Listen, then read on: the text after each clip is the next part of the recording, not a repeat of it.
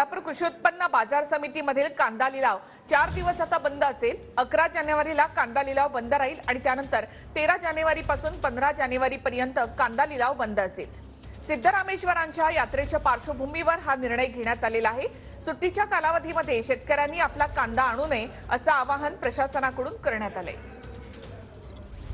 राज्यातील नंबर 1 ची बाजारपेठ म्हणून सोलापूर कृषी उत्पन्न बाजार समितीची ओळख जी आहे ती राज्यभर आहे। कांद्याच्या लिलावासाठी, कांद्याच्या व्यापारासाठी सोलापूर कृषी उत्पन्न बाजार समिती ही अग्रेसर आहे आणि आपण पाहतो या ठिकाणी मोठ्या प्रमाणात कांद्याची आवक जी आहे ती या सोलापूर कृषी उत्पन्न बाजार समितीमध्ये झालेली आपल्याला पाहायला मिळते।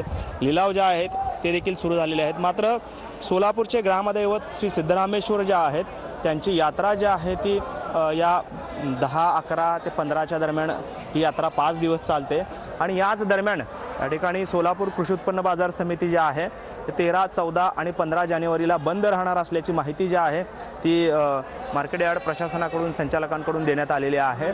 खरं तर 11 जानेवारीला देखील सोलापुरातील कांद्याचे लिलाव जे आहेत ते बंद राहणार आहेत।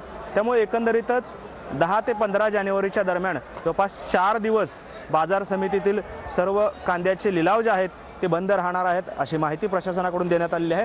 त्यामुळे एकंदरीतच मोठ्या प्रमाणात कांद्याची आवक जी आहे ती सोलापूरमध्ये आता व्हायला सुरुवात झालेली आहे। कारण 4 दिवसांच्या सुट्टीमुळे कांद्याची मोठ्या प्रमाणात व्यवहार जे आहेत ते पूर्णतः बंद राहणार आहेत आणि त्यामुळेच कुठेतरी अधिकचा जो कांदा जो आहे तो या ठिकाणी मार्केट यार्ड यायला सुरुवात झालेली आहे। कॅमेरामन विनोद उंगणाबादकर सह सागर सुरवसे, TV9 मराठी, सोलापूर।